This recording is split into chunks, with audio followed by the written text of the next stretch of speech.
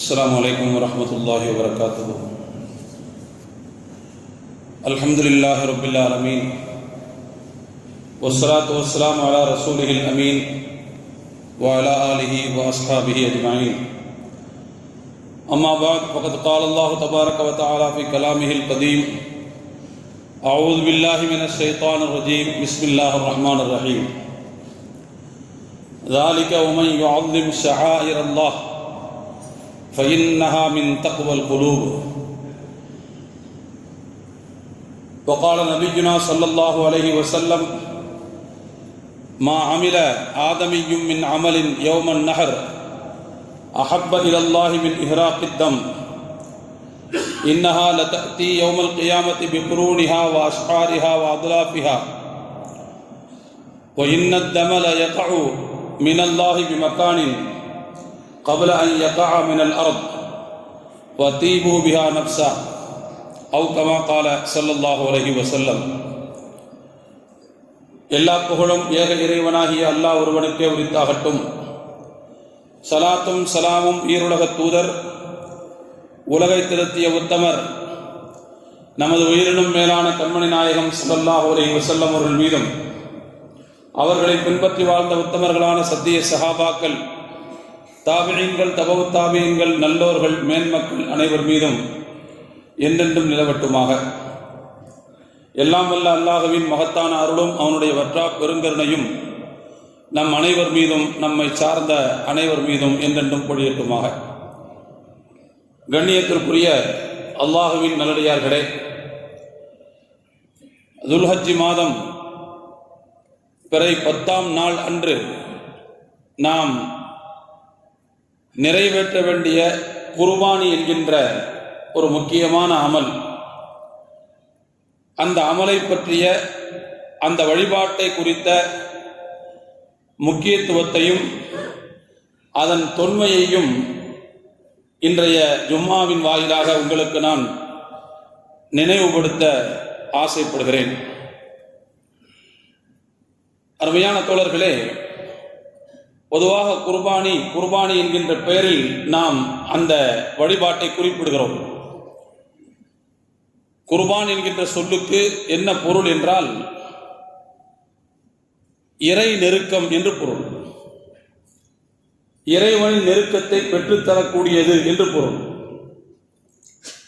இறைவனுடைய நெருக்கத்தை பெற்றுத்தரக்கூடிய எல்லா செயல்களுக்கும், எல்லா வழிபாடுகளுக்கும் இந்த பெயர் பொருந்தும் என்றாலும், குறிப்பாக துல்ஹஜ் மாதம் 10ஆம் நாள், அதை தொடர்ந்து வரக்கூடிய ஓரிரு நாட்கள் நிறைவேற்றப்படக்கூடிய அந்த பலியிடல் நிகழ்ச்சியை இது குறிப்பிடுவதை நாம் அறிந்திருக்கிறோம். இஸ்லாமிய ஷரியாவின் அடிப்படையில் துல்ஹஜ் மாதம் 10ஆம் நாள் அன்று உலக மக்கள் நிறைவேற்றக்கூடிய அந்த பலியிடல் அப்படிங்கிற அந்த வழிபாட்டை குறிப்பதற்கு உதுஹியா என்கின்ற பெயர் இருக்கிறது. உதுஹியா என்று சொல்வார்கள். அல்ஹா என்று சொன்னால், லுஹா என்று சொன்னால் முற்பகல் நேரம் என்று பொருள். லுஹா தொழுகைங்கிறான் பாருங்க, முற்பகல் நேரம் என்று பொருள். அந்த முற்பகல் நேரத்தில் நிறைவேற்றப்படக்கூடிய ஒரு அமலாக இருக்கிற காரணத்தினால் இதற்கு உதுஹியா என்று பெயர்.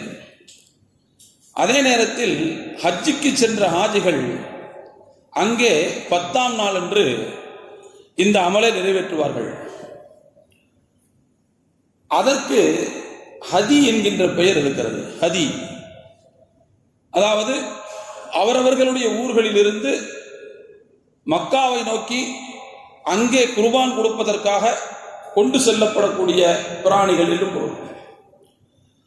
அதே மாதிரி சில ஹாஜிகள் தமத்து ஹஜ் செய்வார்கள். வெளியூர்களில் இருந்து மக்காவுக்கு சென்று உம்ராவை நிறைவேற்றிவிட்டு உள்ளூர் வாசி மாதிரியே இருந்து அனுபவித்துவிட்டு ஹஜ்ஜினுடைய நேரம் வந்தவுடன் ஹஜ்ஜுக்காக தனி இஹ்ராம் கட்டி ஹஜ் செய்யக்கூடிய அந்த இலகுவான வாய்ப்பை தருகிற காரணத்தினால் அதற்காக ஒரு குர்பானை கொடுப்பார்கள். இது தமத்து ஹஜ் செய்வதற்காக கொடுக்கப்படக்கூடிய குர்பானி. இப்படி பல்வேறு பெயர்கள் இருக்கின்றன. அதில் உலக மக்களாகிய நாம் ஹாஜிகள் கொடுக்கக்கூடிய அந்த பலிப்பிராணி அல்லாத உலக மக்கள் அனைவரும் அன்றைய தினம் செய்யக்கூடிய அந்த பலியிடல் வழிபாட்டுக்கு உதுஹியா என்று பெயர். தோழர்களே, இந்த அமல் என்பது குர்ஆனுடைய பார்வையிலே, ஹதீஸுடைய பார்வையிலே மிகுந்த முக்கியத்துவம் வாய்ந்த ஒரு அமலாக நமக்கு வழிகாட்டப்பட்டிருக்கிறது. சொல்ல போனால் ஹஜ்ரத் இப்ராஹிம் அலைஹிஸ்ஸலாத்து வஸ்ஸலாம் அவர்கள் தம்முடைய 86வது வயதில் பெற்றெடுத்த குழந்தையை, பையனை, அந்த பையனுடைய 7வது அல்லது 13வது வயதில் அறுத்து பலியிட வேண்டும் என்கின்ற ஒரு இறை கட்டளையை கனவின் வடிவத்தில் கண்டு அதை நிறைவேற்றுவதற்காக அவர் உளச்சான்றோடும் மன நிறைவாகவும் முற்பட்ட நேரத்தில் அல்லாஹு தஆலா அவருடைய நோக்கத்தை புரிந்து கொண்டு அதற்கு மாற்றாக ஒரு மகத்தான ஆட்டை பலியிடுவதற்காக ஏற்பாடு செய்தான். அந்த பலியிடல் நிகழ்ச்சியை அடியொற்றி நினைவு கூறுவதுதான் நாம் செய்யக்கூடிய இந்த அமலின் அடிப்படையான அம்சம். நான் சொன்ன இந்த வரலாற்றை அல்லாஹ் தஆலா திருக்குர்ஆனில் அஸ்-சாஃபாத் என்று சொல்லப்படக்கூடிய 37வது சூறாவில் 102 முதல் 108 வரை உள்ள அந்த வசனங்களில் அல்லாஹ் குறிப்பிடுகிறான். நல்ல நம்ம அந்த வரலாறை அடிக்கடி கேள்விப்படுகிறோம், ஆண்டுதோறும் கேள்விப்படுகிறோம். நம்முடைய ஈமானை புதுப்பிக்கக்கூடிய விஷயம் அது. நம்முடைய ஈமானில் ஏற்பட்டிருக்கக்கூடிய களங்கங்களை துடைத்து துலக்கக்கூடிய வரலாற்று குறிப்பு அது. அருமையான தோழர்களே, இப்ராஹிம் அலைஹிஸ்ஸலாம் அவர்கள் ஹஜ்ரத் இஸ்மாயில் அலைஹிஸ்ஸலாத்து வஸ்ஸலாம் அவர்களுடைய அந்த 7 அல்லது 13வது 7 முதல் 13க்குள்ள ஏதோ ஒரு வயசு, அந்த வயது பருவம், அதைத்தான் அல்லாஹ் குர்ஆனிலே சொல்கிறான், அவருடன் சேர்ந்து நடமாடக்கூடிய பருவம் என்று குறிப்பிடுகிறான்.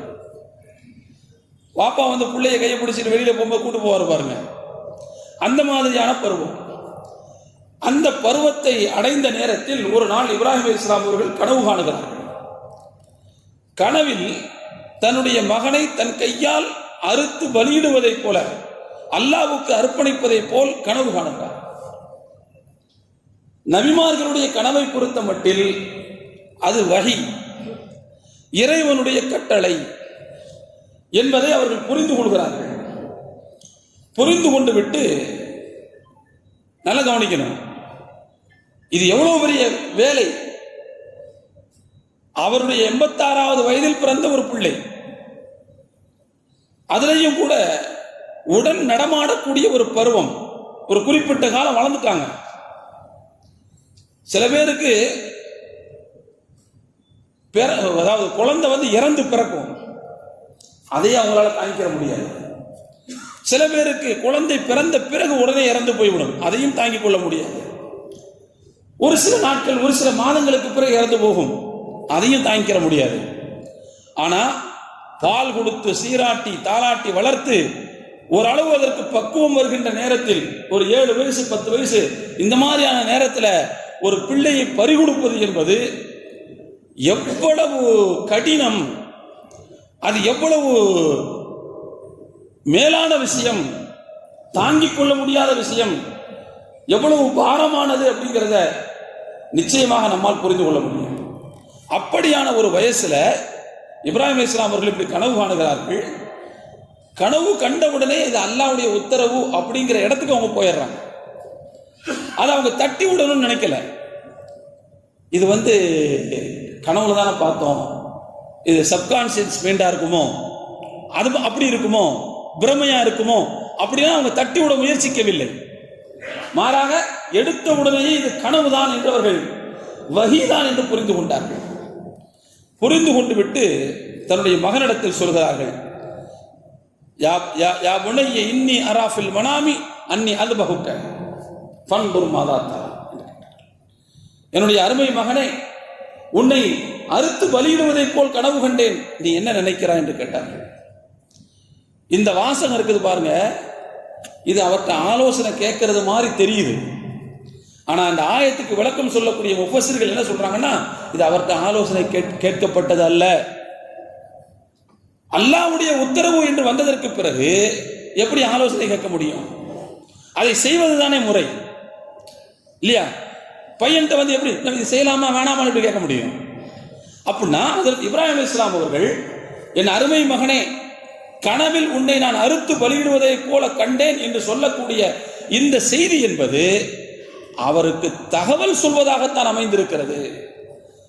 நான் தயாராகிவிட்டேன், நீனும் தயாராகிக்கொள் என்று அவரை உத்வேகப்படுத்துவதுதான் இந்த வசனத்தினுடைய நோக்கம், இந்த பகுதியினுடைய நோக்கம் என்று முஃபஸ்ஸிர்கள் எழுதுகிறார்கள். அப்படின்னா மகன் என்ன செஞ்சாரு? அதையும் அல்லாஹ் குர்ஆன்ல சொல்றான்.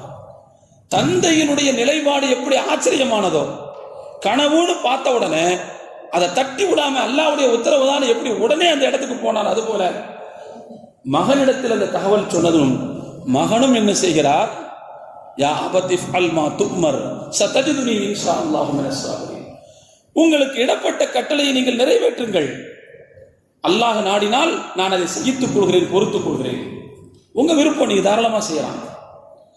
நீங்கள் அல்லாஹ்வுடைய கட்டளையை நிறைவேற்றுவதற்கு நான் உங்களுக்கு உறுதுணையாக இருக்கிறேன். அதுல எந்த விதமான மாறுபாடும் இல்லை. அல்லாஹ்வுடைய உத்தரவு என்று சொன்னால் அதை யார் தடுக்க முடியும்? தந்தை தனையன் ரெண்டு பேருடைய நிலைப்பாடும் பார்க்க எவ்வளவு ஆச்சரியமானது. எந்த விதமான மறுப்பும் இல்லை, எந்த விதமான தயக்கமும் இல்லை. ரெண்டு பேருமே அல்லாஹ்வுடைய கட்டளைக்கு இறங்குவதற்கு முயற்சிக்கிறார்கள். தோழர்களே, ரெண்டு பேரும் தயாராயிடுறாங்க. தயாரானதற்கு பிறகு ஃபார்மாலிட்டிஸ் எல்லாம் முடியுது. தந்தை தன்னுடைய மகனை கீழே கிடத்துகிறார். கத்தி கூர்த்திட்டப்படுகிறது. பையன் சொல்றார், கழுத்தில் அறுக்காதீங்க, என் முகத்தை பார்க்க வேண்டியது வரும், என்ன வந்து நீங்க என்ன செஞ்சுக்கணும், குப்புற படுக்க போட்டுக்கிறார். அல்லாஹ் சொல்றான், தல்லஹூலில் ஜபீன், குப்புற படுக்க போட்டார், குப்புற படுக்க போட்டார். எல்லாம் முடிஞ்சு போச்சு.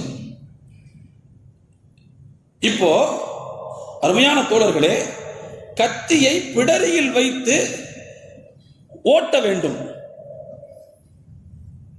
0 ஹவர் ஆரம்பிக்கிறது. சில வினாடிகள் மிச்சம் இருக்குது, ஒவ்வொரு வினாடியாக கரைகிறது. கரெக்டா எந்த நேரத்தில் அவர் வச்சு அந்த கத்தியை ஓட்டணுமோ அந்த நேரம் வருது. அல்லாஹ் தஆலா அந்த நேரத்தை அப்படியே விட்டு இருந்தால் கண்டிப்பாக அவர் அந்த கத்தியை கழுத்தில் ஓட்டியிருப்பார். அப்படியே விட்டுருந்தானே ஓட்டியிருப்பார். ஆனால் அந்த 0 ஹவர்ல அந்த நேரத்தில் அல்லாஹ் தஆலா ஒரு உத்தரவு போடுறான், நிறுத்துங்க. தன் புறத்தில் இருந்து ஒரு மகத்தான பலி ஆட்டை அல்லாஹ் கொடுக்கிறான். இதை அறுத்து பலியிடுங்கள் அதற்கு பதிலாக என்று அல்லாஹ் சொல்கிறான். மகத்தான ஒரு பலிப்பிராணியை நாம் கொடுத்து இஸ்மாயில் அலைஹிஸ்ஸலாம் அவர்களுக்கு பகரமாக நாம் அதை அறுக்க செய்தோம் என்று அல்லாஹ் சொல்ல முடியும். தோழர்களே, நாம் யோசிக்க வேண்டும். ஹஜ்ரத் இப்ராஹிம் அலைஹிஸ்ஸலாத்து வஸலாம் அவர்களுக்கு மட்டும் அந்த நேரத்தில் 0 ஹவர்ல, 0 ஹவர்னா புரியுது இல்ல, அந்த கத்தியை கழுத்துல வச்சு அப்படியே பிடரில் அறுக்கிற நேரம், அந்த நேரத்தில் மட்டும் அல்லாஹ் தஆலா உத்தரவு வரலன்னு வச்சுக்கங்க, மகன் அல்லாஹ்வுக்காக அர்ப்பணிக்கப்பட்டிருப்பார். ஆனால் அந்த நேரத்தில் அல்லாஹ்வுடைய உத்தரவு வேறு விதமாக இருந்தது. அதற்கு பதிலாக அல்லாஹ் தஆலா ஒரு மகத்தான ஒரு ஆட்டை கொடுத்து அதை அறுத்து பலியிட வைத்தார். அந்த ஆட்டினுடைய கொம்புகள் வழி வழியாக குறைஷிகளிடத்தில் இருந்தது. காபாவுல அந்த ஆட்டினுடைய கொம்புகள் தொங்க விடப்பட்டிருந்தன. ரசூலுல்லாஹ்வுடைய காலத்திலேயும் இருந்துச்சு. பெருமானார் ஸல்லல்லாஹு அலைஹி வஸல்லம் அவர்கள் மக்காவை வெற்றி கொள்வதற்காக வந்தார்கள்.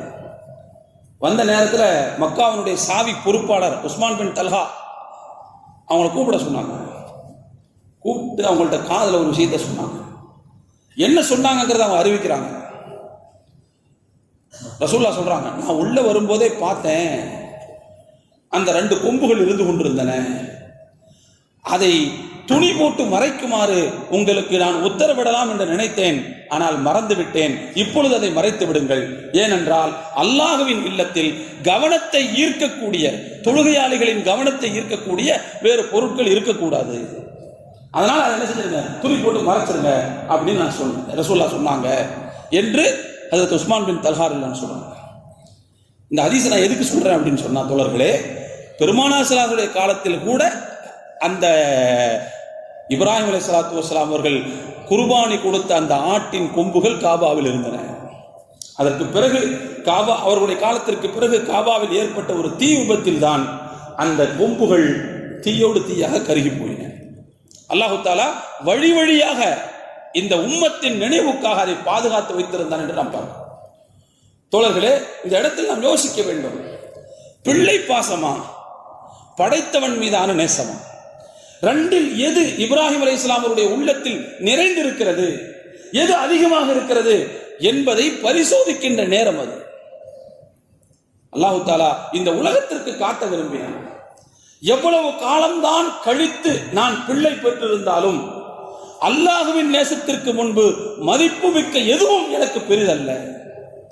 என்னை பொறுத்தவரை இது மதிப்பு மிக்கதாக இருக்கலாம், ஆனால் அல்லாஹ்வுக்கு முன்னால் அதனுடைய மதிப்பு குறைவானதுதான் என்று ஹஜ்ரத் இப்ராஹிம் அலைஹிஸ்ஸலாத்து வஸ்ஸலாம் அவர்கள் இந்த செயலின் மூலமாக உலகத்துக்கு நிரூபித்து காட்டினார்கள். அல்லாமா இப்னுல் கையிம் ரஹிமஹுல்லாஹ் அவர்கள் சொல்லுவார்கள், மிக அழகாக சொல்வார்கள், தன்னுடைய உடலை நெருப்புக்கு அர்ப்பணித்தார், தன்னுடைய பிள்ளையை கத்திக்கு அர்ப்பணித்தார், தன்னுடைய செல்வத்தை விருந்தினர்களுக்கு அர்ப்பணித்தார். இந்த அர்ப்பணத்தின் காரணத்தினால்தான் இப்ராஹிம் அலைஹிஸ்ஸலாம் அவர்கள் கலீலுர் ரஹ்மான், அல்லாஹ்வின் நேசர் என்கின்ற பட்டத்தை பெற்றார். மாண்புக்குரியவர்கள் எப்போதும் இப்படித்தான் அர்ப்பணிப்பு தன்மை உள்ளவர்களாக இருப்பார்கள் என்று அல்லாமா இப்னுல் கையிம் ரஹ்மத்துல்லாஹி அவர்கள் சொல்லி இருக்கிறார்கள். தோழர்களே, ஹஜ்ரத் இப்ராஹிம் அலைஹிஸ்ஸலாத்து வஸ்ஸலாம் அவருடைய இந்த வரலாறு என்பது மகத்தான அர்ப்பணிப்பு, மகத்தான தியாகம்.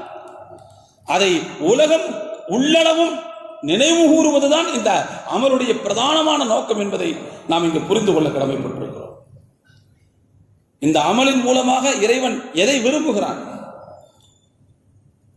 எதை விரும்புகிறான்? அல்லாஹ்வுக்கு நன்றி செலுத்துவதும் அல்லாஹ்வின் பக்கம் நெருங்குவதும். மகத்தான இப்ராஹிம் அலைஹிஸ்ஸலாத்து வஸ்ஸலாம் அவர்களுடைய தியாகத்தையும் அர்ப்பணத்தையும் அர்ப்பணிப்பு உணர்வையும் நினைவு கூறுவது, அத்துடன் சேர்ந்து ஏழை எளியவர்களுக்கும் உறவினர்களுக்கும் உபகாரம் செய்வது, இதெல்லாம் இந்த அமலுடைய பின்னணியில் இருக்கக்கூடிய முக்கியமான அம்சங்கள் என்பதை நாம் புரிந்து கொள்ள கடமைப்பட்டோம். இந்த அமலுடைய பிரதானமான நோக்கம் என்ன அப்படின்னு சொன்னா, அறுப்பதுதான் பிரதானமான நோக்கம். நல்ல யோசிக்கணும், பிராணிகளை அறுப்பதுதான் பிரதானமான இந்த அமலின் நோக்கம். இந்த அமலின் நோக்கம் என்பது ஏழைகளின் பசியை போக்குவது அல்ல, அது செகண்டரி தான். பிரதானமான நோக்கம் எதுன்னு சொன்னா, அன்றைய தினம் அல்லாஹ்வின் பெயர் சொல்லி பிராணிகளின் இரத்தத்தை ஓட விடுவது.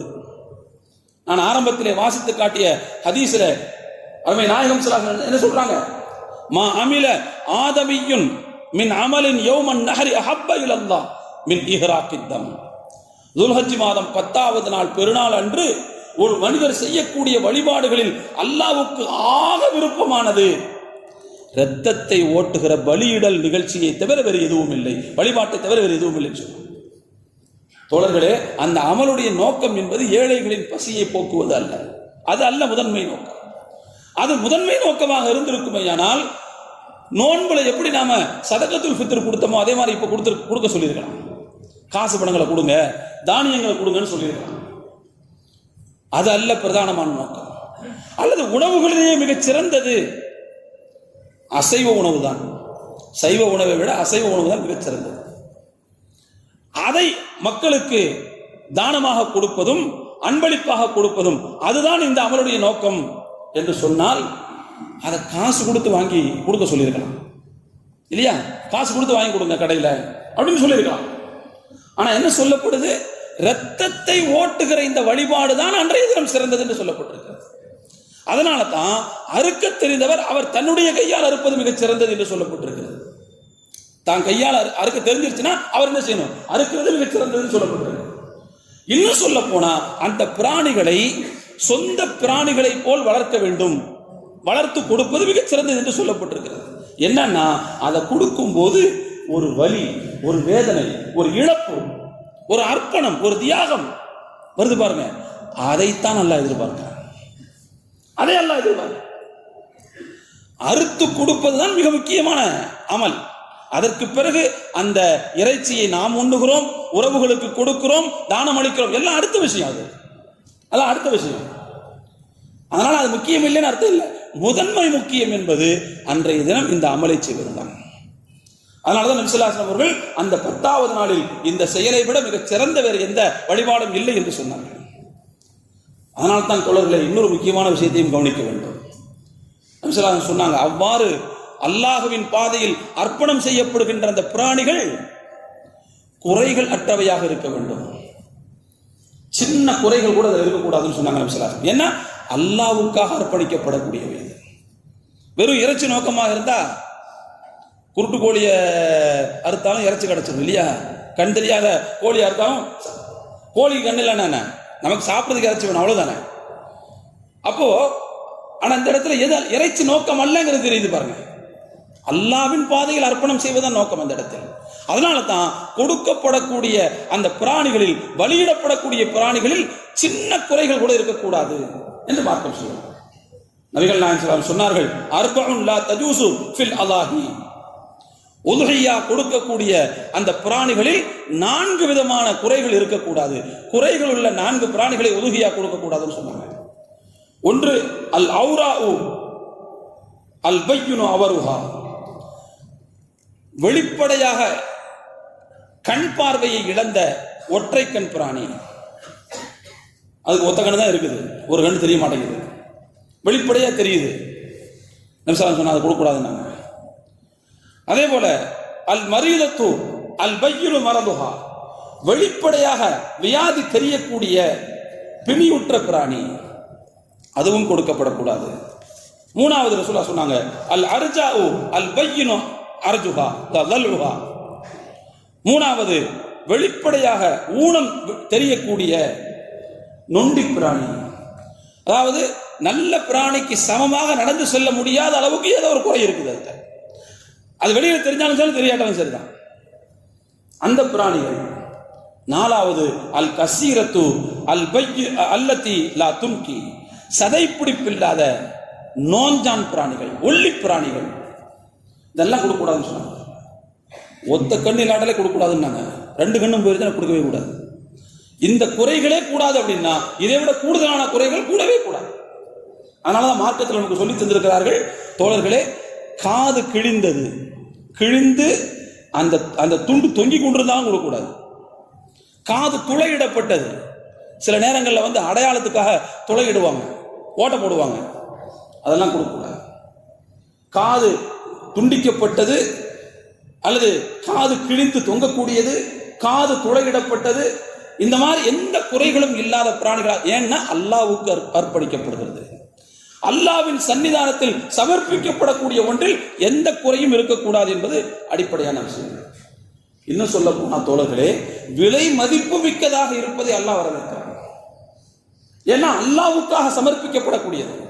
அதை விலை மதிப்பு மிக்கதாக இருந்தால் அல்லாஹ் அதை அதிகமாக விரும்புகிறான் என்று மார்க்கம் நமக்கு சொல்லித் தருகிறது. அதற்கு அப்துல்லா இப்னு உமர் ரலியல்லாஹு அன்ஹு அவர்கள் ஒரு செய்தி சொல்றாங்க. ரசூலுல்லாஹ் கடைசி செஞ்சாங்கல்ல ஹஜ்ஜத்துல் வதா, அந்த ஹஜ்ஜத்துல் வதா நேரத்தில் ரசூலுல்லாஹ்வோட உமர் ரலியல்லாஹு அன்ஹு ஹஜ்ஜுக்கு வந்திருந்தாங்க. மதீனாவிலிருந்து நபி ஸல்லல்லாஹு அலைஹி வஸல்லம் அவர்கள் நிறைய பிராணிகளை, ஒட்டகங்களை கொண்டு வந்திருந்தார்கள். ஹஜ்ஜுக்கு வரும்போது சொந்த ஊர்ல இருந்தே இந்த மாதிரி பிராணிகளை கொண்டு வந்தா அந்த பிராணிகளுக்கு பேர் ஹதின்னு பேர், ஹதி என்று பேர். நிறைய ஹதி பிராணிகளை கொண்டு வந்திருந்தார்கள். அதே மாதிரி அவங்களை பின்பற்றி உமர் ரலியல்லாஹு அன்ஹு அவங்களாம் கொண்டு வந்திருந்தாங்க. அதில் ஹஜ்ரத் உமர் ரலியல்லாஹு அன்ஹு அவர்கள் சொன்னாங்க, ஒரு உயர்தரமான ஒட்டகத்தை கொண்டு வந்திருந்தார்கள். கிட்டத்தட்ட 300 தீனார்கள், 300 தங்க காசுகளை விலையாக கொடுத்து உயர் ரக ஒட்டகம் ஒன்றை அவர்கள் வாங்கி கொண்டு வந்திருந்தார்கள். உமர் ரலியல்லாஹு அன்ஹு அவர்கள் ரசூலுல்லாஹ்ட்ட கேட்குறாங்க. இந்த செய்தியை உமர் ரலியல்லாஹுடைய மகன் அப்துல்லா இப்னு உமர் அறிவிக்கிறாங்க. என் தந்தை உமர் ரலியல்லாஹு அன்ஹு அவர்கள் ரசூலுல்லாஹ்ட்ட கேட்குறாங்க, யா ரசூலல்லாஹ், உங்களோடு நான் மதீனாவிலிருந்து புறப்பட்ட போது உயர் ரக குதிரை ஒன்றை, உயர் ரக ஒட்டகம் ஒன்றை பலிப்பிராணியாக ஹதியாக நான் வாங்கி இங்கே கொண்டு வந்திருக்கிறேன். அதற்கு நான் கொடுத்த விலை எவ்வளவு தெரியுமா? 300 தீனார்கள் கொடுத்திருக்கிறேன். இப்ப நான் என்ன நினைக்கிறேன் அப்படின்னு சொன்னா, அந்த ஒரே ஒரு ஒட்டகத்தை இருக்கிறதா அப்படின்னு நான் பார்க்குறேன். அதனால இந்த உயர் ரக ஒட்டகத்தை அதே 300 தீனாருக்கு விட்டுவிட்டு அந்த 300 தீனார்களை வைத்து நிறைய ஒட்டகங்களை வாங்கி நிறைய குர்பானி கொடுக்கலாம்னு நினைக்கிறேன். நான் பலியிடலாம்னு நினைக்கிறேன். நிறைய பேருக்கு போய் சேரும்ல அப்படின்னு நான் நினைக்கிறேன். நீங்க என்ன நினைக்கிறீங்கன்ற சொல்லாட்டா ஒரு கருத்து கேட்டார், சட்டம் கேட்டார். நபிகள் நாயகம் சொன்னார்கள், இன்ஹர்ஹா இய்யாஹா, நீங்கள் வாங்கி கொண்டு வந்த விலை மதிப்புள்ள அந்த ஒற்றை ஒட்டகத்தை நீங்கள் அருங்கள் என்று சொன்னார். இங்கே குவான்டிட்டி முக்கியம் கிடையாதுங்க. எத்தனை அறுக்கிறோம் என்பது முக்கியம் அல்ல, எப்படியானதை அறுக்கிறோம் என்பதுதான் முக்கியம். எத்தகையதை அறுக்கிறோம் என்பதுதான் முக்கியம். எத்தகையதை அல்லாஹ்வுக்கு முன்னால் அர்ப்பணிக்கிறோம் என்பதுதான் முக்கியம். அதனால நீங்க கொடுத்த காசுக்கு பலதை வாங்குவதை விட கொடுத்த காசுக்கு உயர் ரகத்தில் ஒன்றை கொடுத்தால் அந்த ஒற்றை போதுமானது. ஹஜ்ரத் உமர் ரலியல்லாஹு தஆலா அவர்களுக்கு நபி ஸல்லல்லாஹு அலைஹி வஸல்லம் சொன்ன செய்தி, இந்த செய்தி ஆதாரபூர்வமான செய்தி. அப்ப தோழர்களே, அல்லாஹ்வுக்கு அர்ப்பணிப்பதுதான் இந்த அமலுடைய முக்கியமான நோக்கம்ங்கிறத இதெல்லாம் நமக்கு உணர்த்துவதை பார்க்கிறோம். அது மாதிரி சில நேரங்களில் சமூகத்தில் இப்படியான சில குரல்களும் வருவதை பார்க்கலாம். ஏதாவது ஒரு நெருக்கடியான நிலைமைகள் ஏற்பட்டால், ஏதாவது பாதிப்பான நிலைமைகள் ஏற்பட்டால், அந்த நேரத்தில் ஹஜ் பெருநாள் வரும்போது சமூகத்திலிருந்து இப்படி சில குரல்கள் வரும். குர்பானிக்கு நீங்க நிறைய செலவிடுறீங்க, நீங்க அதை என்ன செய்யுங்க, பாதிக்கப்பட்ட மக்களுக்கு கொடுங்க, தர்மமா கொடுங்க அப்படின்னு சில குரல்கள் இதுக்கு முன்னாடி தான் வந்துச்சு. கேரளா வெள்ளத்தின் நேரத்தில் இதே மாதிரி ஒரு ஹஜ் பெருநாள் நேரம் தான் அது. இதுக்கு முன்னாடி நடந்துச்சு, ஒரு 5-6 வருஷத்துக்கு முன்னாடி. அப்போ இந்த மாதிரியான குரல்கள் சமூகத்திலிருந்து எழுந்துச்சு. குர்பானியை அறுத்து அந்த கறியை காய வச்சு உப்பு கண்டமாக்கி திங்கிறதை விட ஏழைகளுக்கு போய் சேர்ந்தா நல்லது. அதனால அந்த வருஷம் குர்பானியை நிறுத்திட்டு அந்த காசை பாதிக்கப்பட்ட மக்களுக்கு கொடுங்கன்னு சொன்னாங்க. தோழர்களே, ஒரு விஷயத்தை புரிஞ்சுக்கணும். குர்பானியினுடைய அசல் நோக்கம் என்பது கறி இறைச்சி விநியோகம் என்பது கிடையாது. இறைச்சி விநியோகம் என்பது செகண்டரி, 2ஆம் பட்சம் தான். அது அடிப்படையான நோக்கம் என்பது இராக்கு துத்தம், அல்லாஹுவின் பெயர் சொல்லி பிராணிகளை அறுப்பது. அதான் நோக்கம். நாம் கால்நடைகளை மனிதர்களுக்கு ஹலாலாக ஆக்கி இருக்கிறோம். குர்ஆன்ல அல்லாஹ் சொல்றான், வல் அன்ஆம ஹலகஹா லகும் வல் அன்ஆம ஹலகஹா. அல்லாஹ் கால்நடைகளை உங்கள் வசதிக்காக படைத்திருக்கிறான். உங்கள் வசதிக்கு என்ன அர்த்தம்? அதை நீங்கள் பயன்படுத்திக் கொள்வதற்காக, உணவாக பயன்படுத்திக் கொள்வதற்காக, அல்லது அதிலிருந்து சேவைகளை பயன்படுத்திக் கொள்வதற்காக, அல்லது அதனுடைய பொருட்களை, அதிலிருந்து கிடைக்கக்கூடிய பொருட்களை பயன்படுத்திக் கொள்வதற்காக உங்களுக்கு படைத்திருக்கிறான். இந்த வசனத்தை நிரூபிக்கக்கூடிய வகையில் தான் ஹஜ் பெருநாளில் நாம் அந்த வேலையை செய்து கொண்டிருக்கிறோம். அல்லாஹ்வுக்காக அறுக்கிறோம், அல்லாஹ்வின் பெயர் சொல்லி அறுக்கிறோம். அது மிகச் சிறந்த அமலாக ஹஜ்ரத் இப்ராஹிம் அலைஹிஸ்ஸலாத்து வஸலாமுடைய தியாகத்தை நினைவூட்டுவதாக அது இருக்கிறது.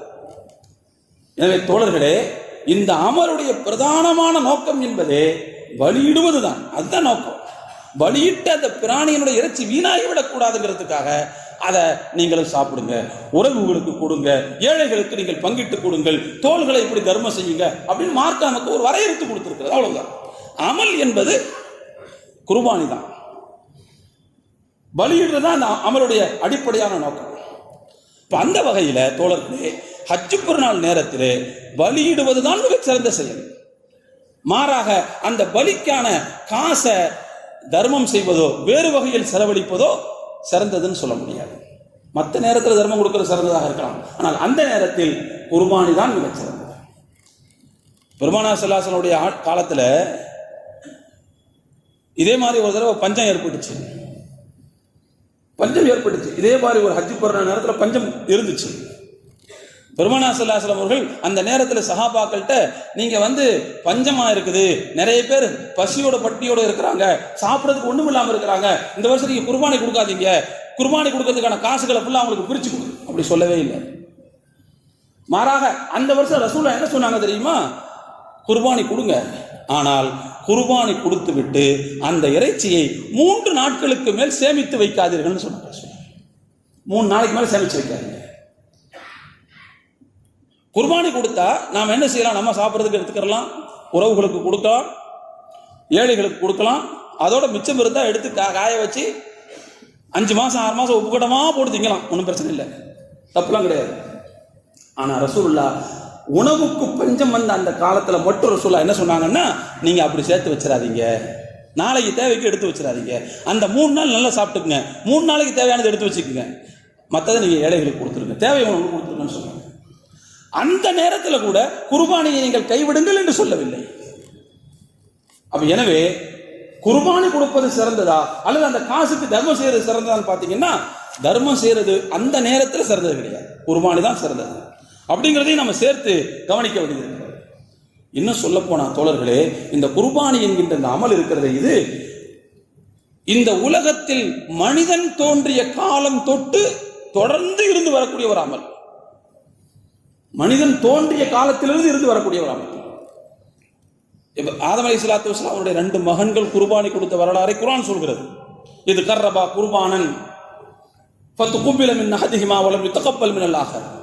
ஆதம் அலைஹிஸ்ஸலாமுடைய பிள்ளைகள் ஹாபீலும் காபீலும் குர்பான் கொடுத்தார்கள், ஒருவரிடமிருந்து ஒப்புக்கொள்ளப்பட்டது மற்றவரிடமிருந்து ஏற்கப்படவில்லை, குர்ஆன் சொல்லக்கூடிய உண்மை. இன்னும் சொல்ல போனா மனிதன் தோன்றிய காலம் தொட்டு இது தொடர்ந்து இருப்பதனால்தான் இன்னைக்கும் கூட இந்த பலியிடலுடைய இந்த குர்பானி என்கின்ற அமலின் எச்ச சொச்சம் பிற சமய மக்களிடத்திலையும் இருந்து கொண்டிருக்கிறது. பிற சமய மக்கள்கிட்ட இந்த அமல் இருக்குது. பலி கொடுத்தல்ங்கிற பேர்ல இந்து மதத்தில் இந்த செயல் இருந்து கொண்டிருக்கிறது. உயர் சாதியினராக கருதப்படக்கூடிய ஆரியர்கள் அவங்க ஒரு காலத்துல பசுமாடுகளை பலியிட்டு யாகம் செய்தார்கள் என்று வரலாறு சொல்கிறது. கிறிஸ்தவ மதத்தில் இன்னைக்கும் திருப்பலின்னு ஒரு செயல்பாடு இருக்கிறது. கிறிஸ்தவ மதத்தில் திருப்பலி, ஆனா அதனுடைய வடிவத்தை அவங்க மாத்திட்டாங்க. என்ன அப்படின்னு சொன்னா, கிறிஸ்தவத்தை பொறுத்த மட்டும் ஒரு கணத்தில் அறந்தா இன்னொரு கணத்தை சாத்வீகமான ஒரு இது. அப்ப அங்க ரத்தம் போக்குவரத்து அதெல்லாம் இல்லாம இங்கே கடைசி சிந்தப்பட்ட கடைசி ரத்தமாக இயேசுவின் ரத்தம் இருக்கட்டும் என்று அவர்களுடைய ஐதீகப்படி என்ன செஞ்சிட்டாங்கன்னு சொன்னா, திருப்பலி நிகழ்ச்சி எப்படி நிறைவேற்றுவாங்கன்னு சொன்னா, அப்பம் இருக்குது பாருங்க, பன் ரொட்டி, அதை இயேசுவினுடைய சதையை போலவும், திராட்சை ரசத்தை ஓயில் இருக்கு பாருங்க, அதை ரத்தத்தை போலவும் அவர்கள் கற்பனை செய்து கொண்டு அதை வச்சு ஒரு சின்ன சடங்கு செஞ்சு முடிச்சிருவாங்க. அது நமக்கு பிரச்சனை அல்ல. ஆனா அங்கேயும் திருப்பலி என்கின்ற பெயரில் ஒரு சடங்கு இருப்பதை நாம் கவனத்தில் எடுத்துக்கொள்ள வேண்டும். எதுக்கு சொல்ல வரேன்னா, இது மனித நாகரீகம், மனித இனம் தோன்றியதிலிருந்து தொடர்ந்து இருந்து வருகிற காரணத்தினால்தான் இன்னைக்கும் அதனுடைய எச்ச சொச்சங்கள் நம் அருகே வாழக்கூடிய பிற சமய மக்களிடத்தில் இந்த அமல் இருப்பதை இதனுடைய வீழ்ச்சி இருப்பதை பார்த்துக் கொண்டிருக்கிறோம். எனவே இது ஒரு சாதாரணமான அமல் கிடையாது, ரொம்ப முக்கியமான அமல் என்பதை நாம் புரிந்து கொள்ள கடமைப்பட்டிருக்கிறோம். ஒரே ஒரு சட்ட விளக்கத்தை மாத்திரம் சொல்லி என்னுடைய உரையை நிறைவு செய்து கொள்ள ஆசைப்படுகிறேன். தோழர்களே, குர்பானியை பொறுத்த மட்டும் குர்பானி கொடுக்கின்ற நேரம் என்பது தொழுகை, பெருநாள் தொழுகை நிறைவேற்றியதற்கு பிறகிலிருந்து தொடங்கும். பெருநாள் தொழுகைக்கு முன்பு அறுக்கப்பட்டால் அது சாதாரண இறைச்சிக்கான பலின்னு அர்த்தம், அது குர்பானிக்கான பலி அல்ல. தொழுகை முடித்ததற்கு பிறகு அறுத்து கொடுக்கப்பட்டால் தான் அது அல்லாவின் பாதையில் சமர்ப்பிக்கப்பட்ட உதுஹியா என்று பொருள், குர்பானி என்று பொருள்.